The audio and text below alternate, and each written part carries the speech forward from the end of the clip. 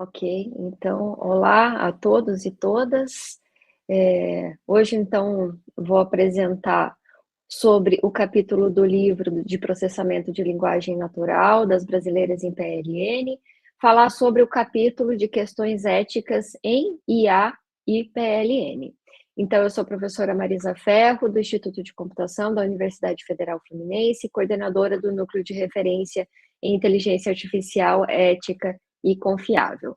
Durante essa apresentação, vou fazer uma breve introdução. Imagino que a maioria aqui sejam de participantes da computação, mas muitos podem não conhecer ainda alguns dos conceitos básicos que precisam permear a apresentação para que a gente tenha uma compreensão, na verdade, bastante profunda e se apodere desse tema da ética aplicada à inteligência artificial.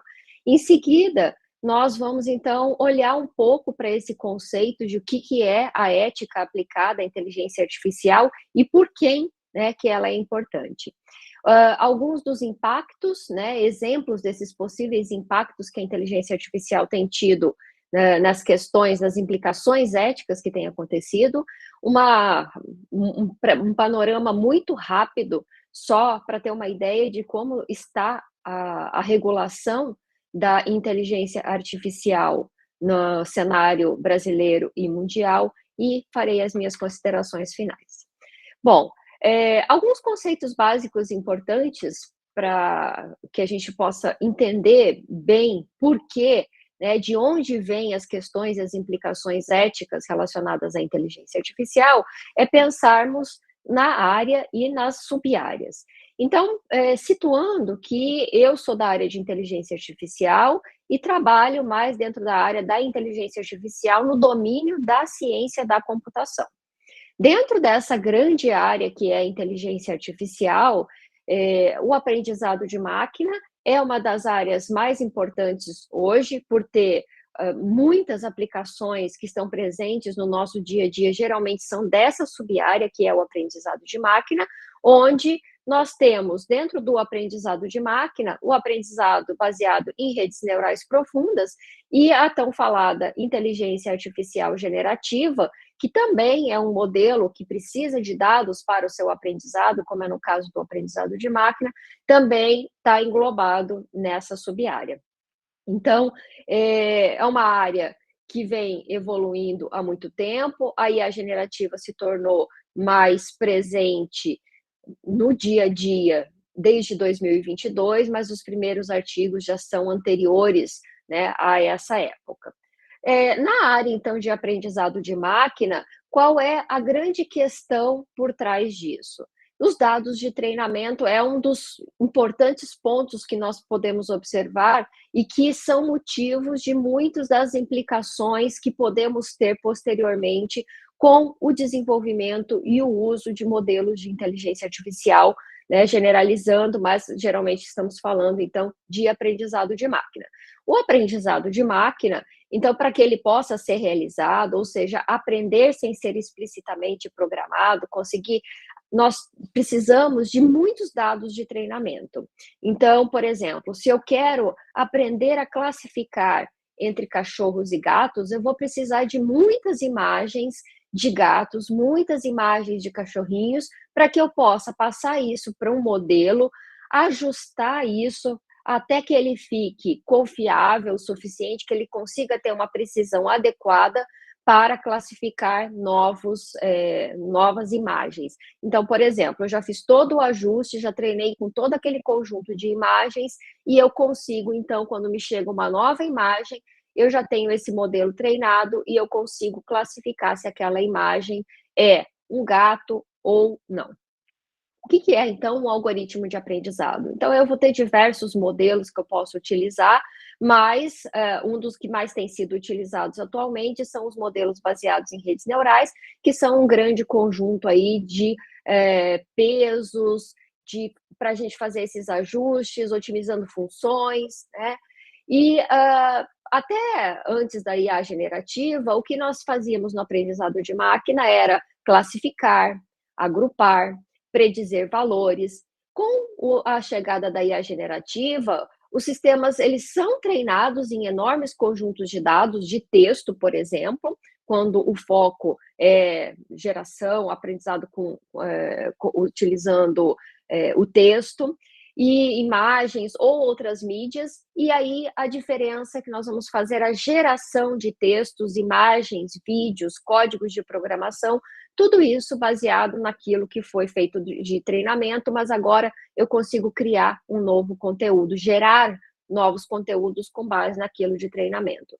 E essas informações, elas são muito importantes, porque de acordo com as maneiras que nós coletamos esses dados de treinamento, que pré-processamos, que organizamos, tem grande implicação aí no futuro dessas implicações que podem acontecer. Bom, o que é essa área, então, de inteligência artificial ética, como a gente chama? Por quem que ela é importante? Por quê?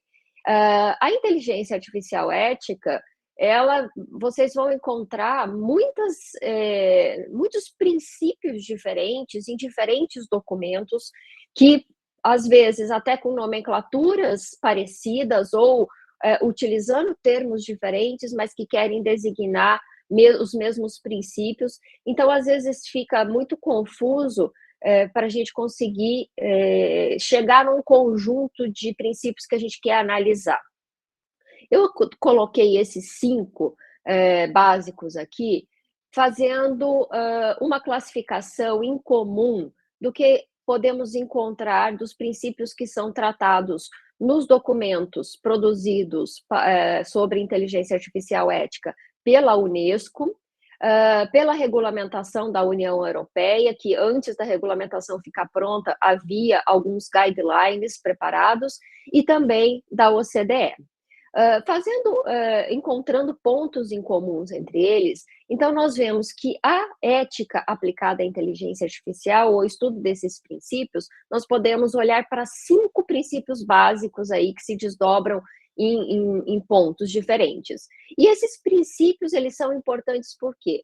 Para tentar garantir que os sistemas de inteligência artificial, eles sejam desenvolvidos e utilizados de maneira confiável, para o bem da humanidade e do planeta, para a preservação dos nossos valores, né, promovendo o respeito aos direitos humanos fundamentais, a liberdade, igualdade e inclusão. E sempre é importante ressaltar que isso é importante não só a gente pensar do ponto de vista do humano, né, só centrado no humano, mas no planeta como um todo. Então, pensar nos animais, na natureza, em todos esses pontos.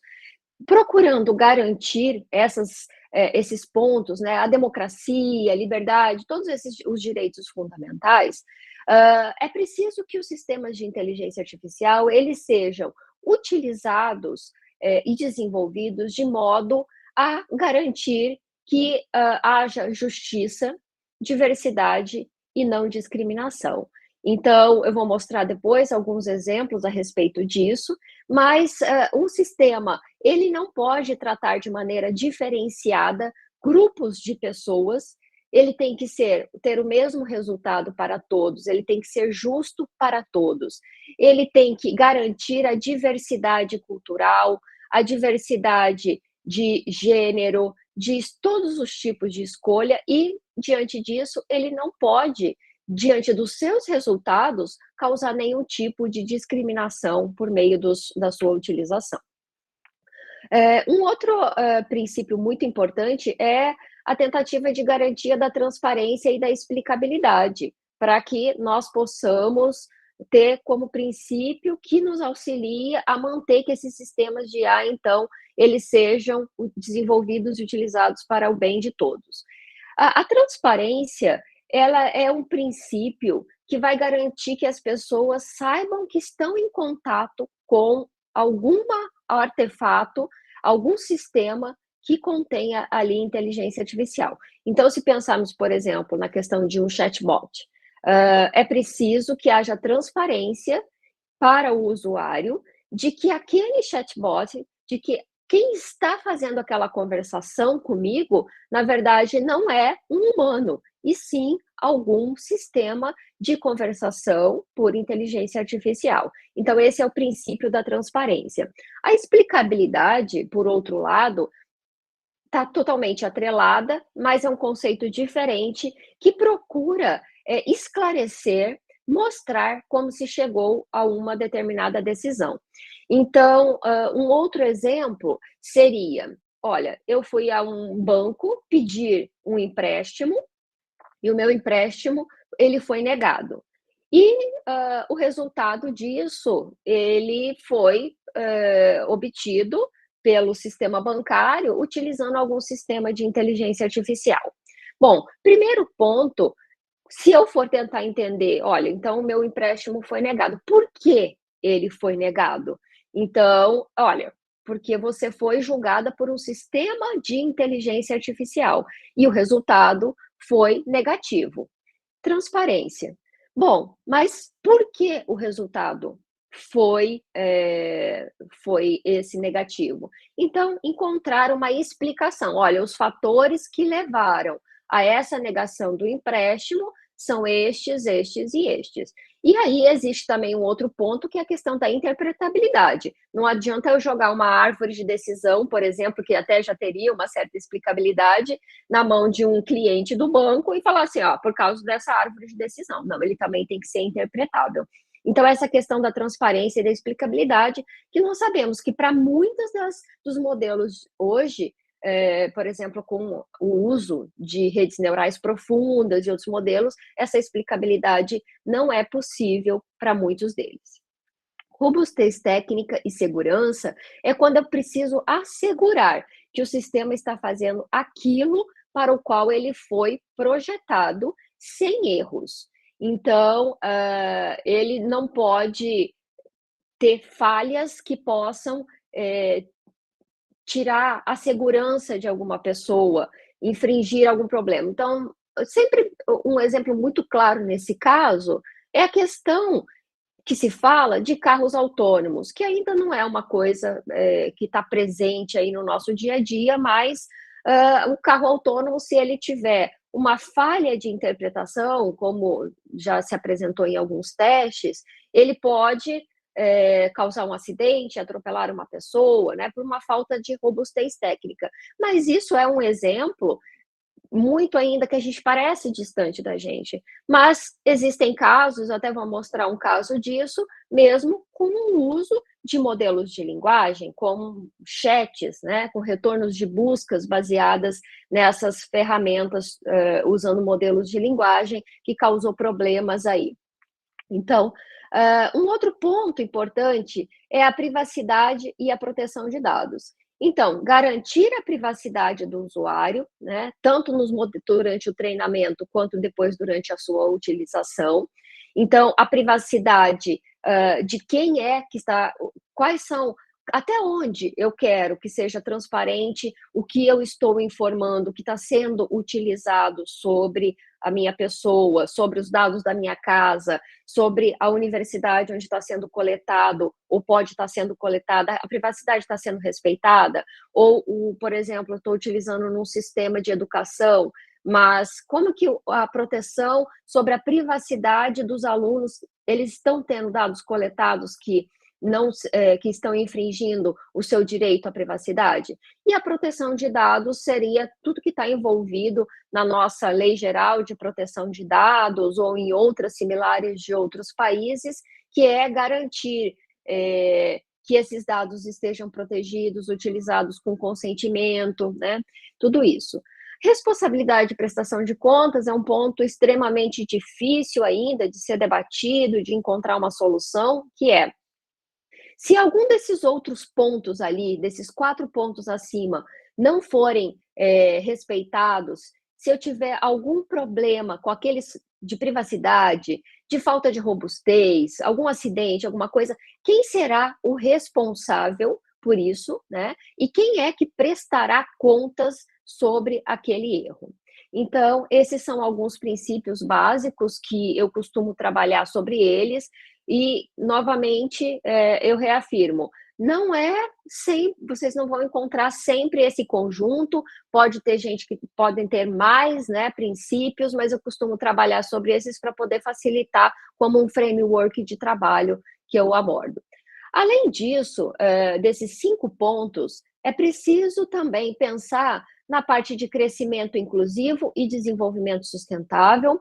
Há implicações para o desenvolvimento sustentável, tanto do ponto ambiental, quanto econômico e social, que precisam ser observados com o uso da inteligência artificial, e que podem ser afetados de maneira negativa.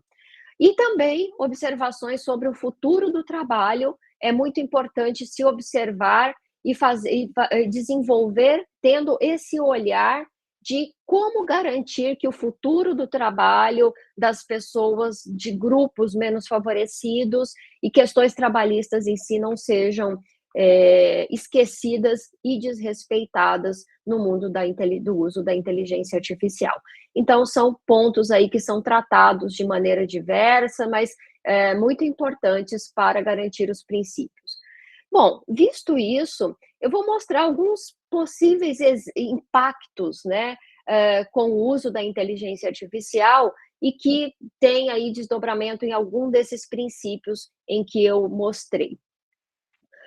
Alguns desses impactos negativos que a gente pode observar são, por exemplo, preconceitos de gênero, raça e idade, que são frequentemente encontrados. Eu posso, há um grande reforço sobre estereótipos de gênero. Então, por exemplo, muitos dos assistentes virtuais têm voz feminina.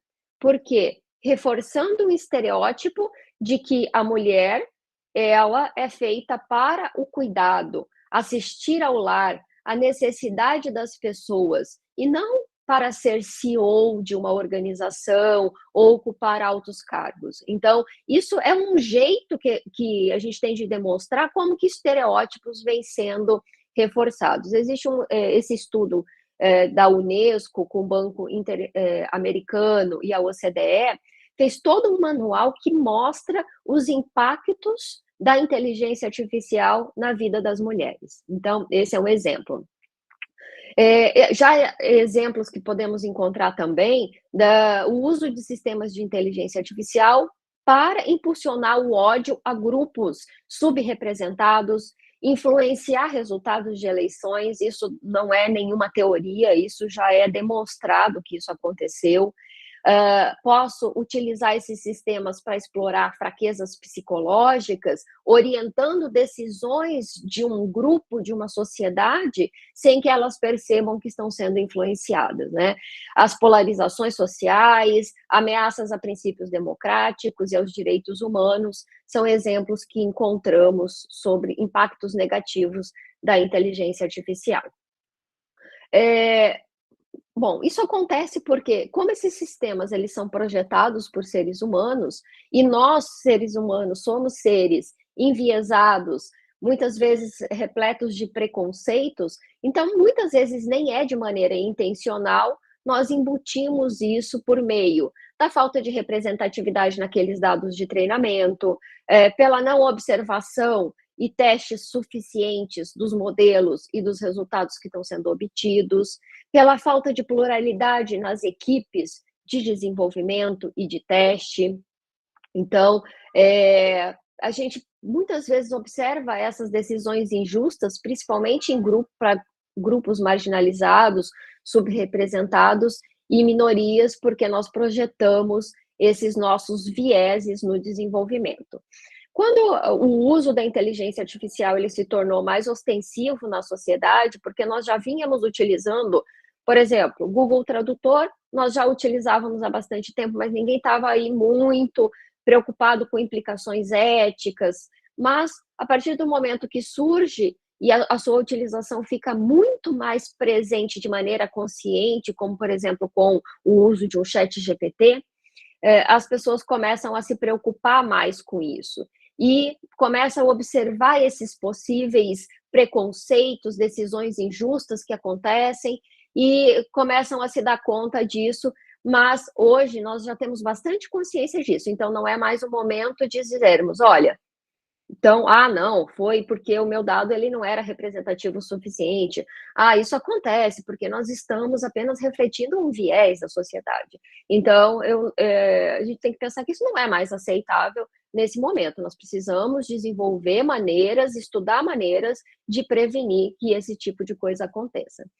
Aqui alguns exemplos de casos desses que estão infringindo aquele princípio da justiça, diversidade e não discriminação. Então, nós temos algumas situações de discriminação de raça e desses vieses com minorias ou algumas culturas com o uso de algoritmos de reconhecimento facial ou de manipulação de imagens, por exemplo.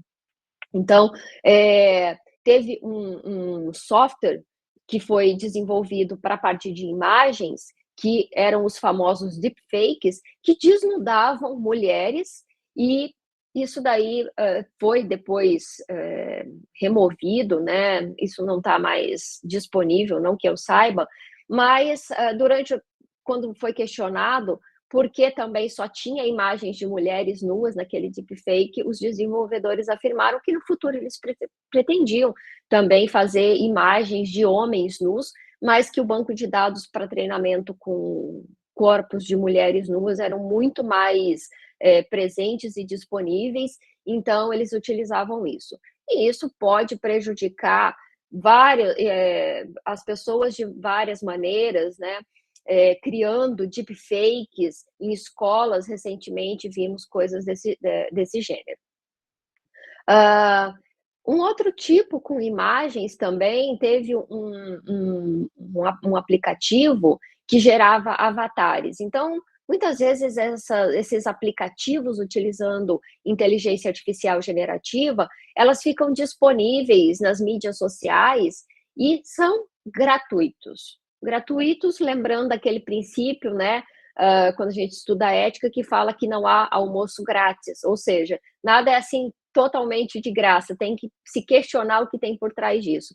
Mas a construção desses avatares, uma pessoa percebeu que no escritório onde ela estava, boa parte dos avatares dos homens eram super-heróis, astronautas, roupas de gala, executivos, e os seus avatares, quando elas geravam, eram todas figuras pornificadas, sexy, sensuais, sensualizado, com partes do corpo desnudas, e foi percebido que isso acontecia principalmente para mulheres e mulheres orientais. Então, isso é um tipo de problema, tanto de raça quanto de gênero, né? Desses preconceitos.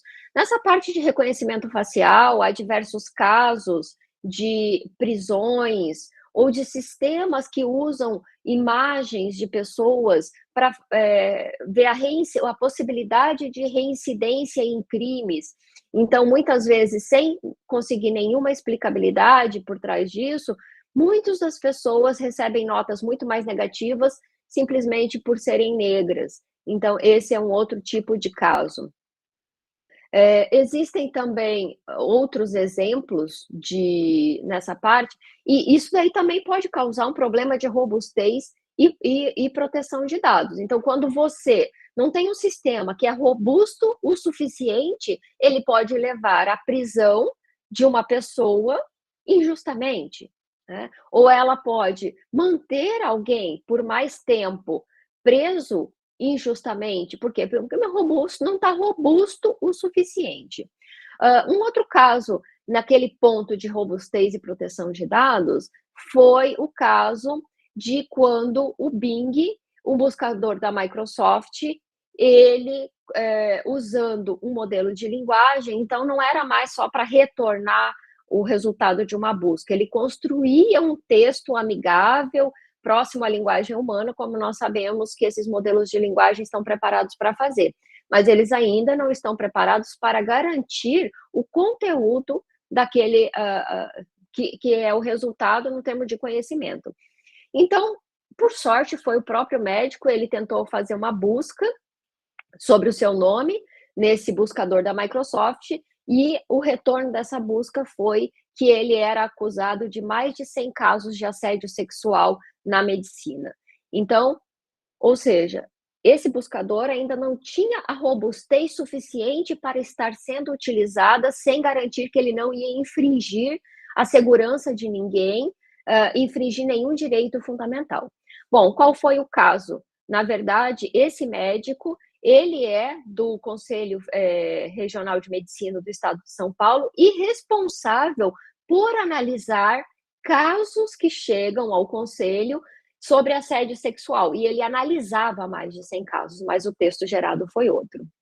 Um outro caso relacionado à proteção de dados foi quando a Via 4, a empresa que tem a concessão da linha do metrô em São Paulo, ela foi processada pelo direito do consumidor por usar câmeras que tentavam identificar a emoção das pessoas e para fazer depois anúncios que fossem voltados para aquelas pessoas. Primeiro, as pessoas não estavam conscientes de que suas imagens estavam sendo coletadas, né? Então, aí, há uma invasão de privacidade, há o uso de dados sem consentimento, então, infringindo em um outro daqueles princípios. Bom, isso foi retirado, foi aplicada uma multa utilizando, então, como legislação, a lei de direito, a lei defesa do consumidor e também a LGPD. São alguns exemplos. Isso é importante para depois a gente pensar na questão das regulações e sobre o seu desenvolvimento, que nós ainda não temos regulações específicas para a inteligência artificial, para o uso e desenvolvimento, mas nós temos outras leis já, né? A nossa própria Constituição Federal, LGPD, Marco Legal de Internet, LGPD, nós temos outros arcabouços legais que nos permitem a proteção em outros casos específicos. Não estamos, assim, totalmente desprotegidos, e aqui é um caso disso. Bom, em PLN, quais são as implicações em processamento de linguagem natural? Isso é muito interessante, essa abordagem de a gente falar, muitos daqueles exemplos que estavam ali, eles podem ter modelos de linguagens associados, como foi aquele caso do médico acusado de assédio, de outros usos com modelos generativos que não especificamente sejam de PLN, mas eu posso ter algumas implicações específicas, e isso mostra a dificuldade que existe numa regulação. Porque quando a gente fala, vamos regular a inteligência artificial, só deixando claro que eu não sou contra a regulação. Mas quando eu falo isso, vamos regular a inteligência artificial, é preciso diferenciar esses tipos, né? Se coloca tudo como uma única inteligência artificial. E nós vemos que os sistemas podem ser desenvolvidos de maneiras diversas e as implicações são muito diversas também. Quando falamos no uso de PLN, um dos pontos que se observa muito é a questão do monopólio linguístico sobre o inglês e uma homogeneização sobre culturas, porque esses conjuntos de dados que são imensos e que são utilizados para o treinamento desses modelos, eles majoritariamente vêm de bases de dados em língua inglesa.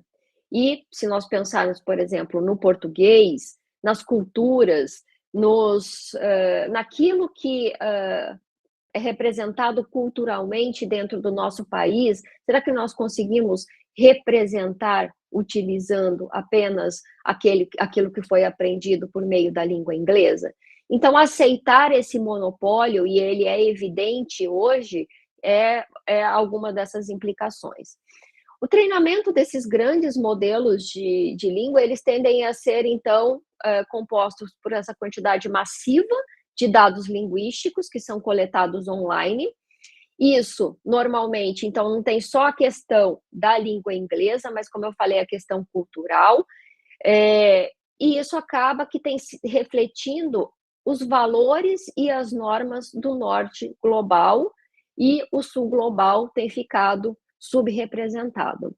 Isso, do ponto de vista da análise da sustentabilidade, traz implicações profundas, não somente sobre a questão ambiental, por causa do grande uso de recursos computacionais, energia elétrica, emissão de CO2 equivalente, água potável, tudo isso, do ponto de vista ambiental, mas do ponto de vista social e econômico, há uma grande hegemonia hoje de quem domina, de que modelo se desenvolve, quem pode desenvolver, sendo ditado que o monopólio é do norte global e é quem tem mais recursos computacionais. Então, são muitos aspectos importantes que devem ser analisados nesse desenvolvimento.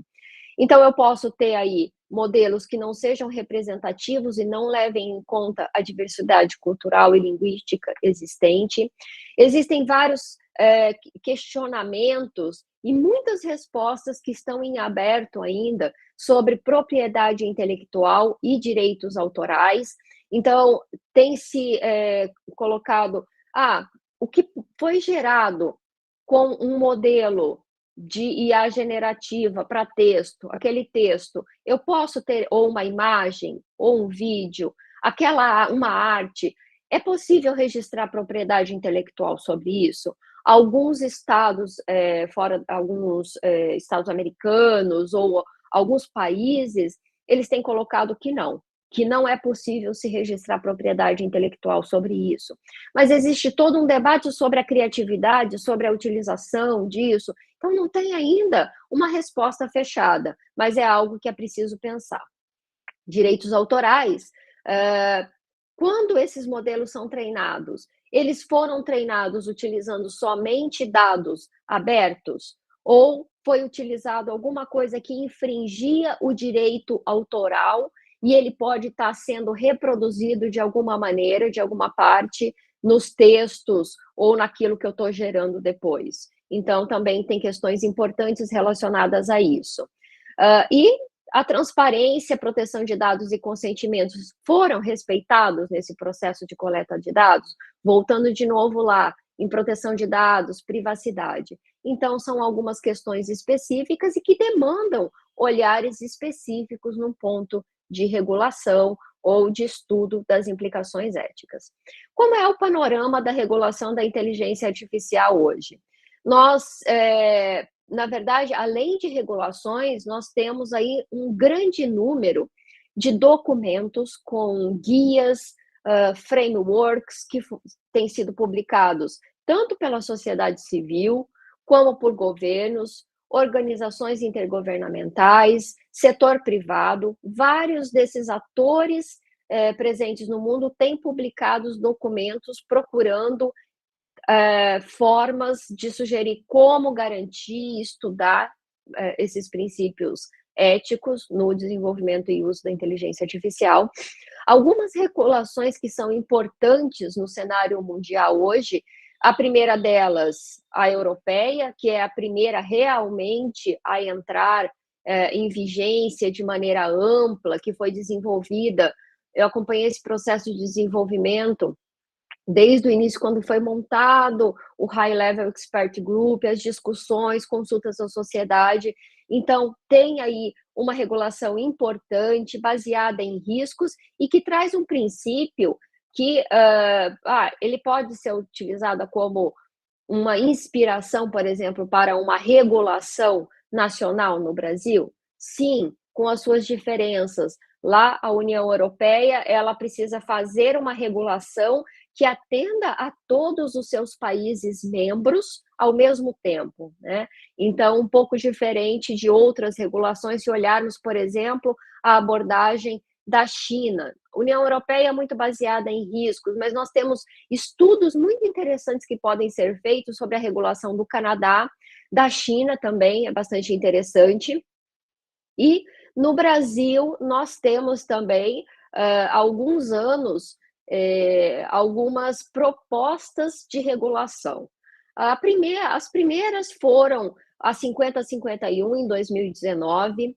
Hoje, o que está tramitando é o projeto de lei 2338, que apensou os demais projetos de lei que tramitavam aqui no Brasil, inclusive o 2120, o 872 de 2021, e outros. Ainda está em debate, não vou entrar em questões, né, sobre isso, mas há uma tentativa de regulação um pouco inspirada no modelo europeu de regulação de risco, um pouco inspirada no modelo americano, que usa uma autorregulação regulada por setores também, né, tentando trazer um pouco dessa questão de que nem toda IA é a mesma inteligência artificial, tem as suas especificidades, mas agora com um papel muito importante de alguns estados americanos influenciando nessas decisões. Existem também vários observatórios, como da OCDE, Unesco, a própria União Europeia, IBM, a Declaração de Beijing da Unesco também muito interessante para estudar um pouco desse panorama, e há também tentativas de publicação de padrões, como da I3E e da ISO e a Microsoft, para ter aí um pouco desse panorama. Então, quando eles começam realmente a surgir em 2019 e até a última agora, né, a União Europeia já está mais atualizada. Bom, o tema é muito complexo, como eu comentei, há muitas questões em aberto, que não se sabe ainda como resolver. Então, por exemplo, como que eu garanto o princípio da explicabilidade? Ainda tem modelos que não são possíveis de garantir isso, tecnicamente não é possível. Bom, a inteligência artificial, o uso da tecnologia em si, ela tem, no seu uso e desenvolvimento, implicações éticas, políticas e sociais muito importantes. Com o uso da inteligência artificial e dos modelos generativos, novos desafios foram criados, as reflexões éticas precisam ser ampliadas e essas decisões e ações morais ficam muito mais complicadas de serem estudadas. Foi falado aqui durante essa apresentação de muitos aspectos negativos, mas eu não gostaria de finalizar essa apresentação com esse olhar de que a inteligência artificial só traz implicações negativas para a sociedade. Não.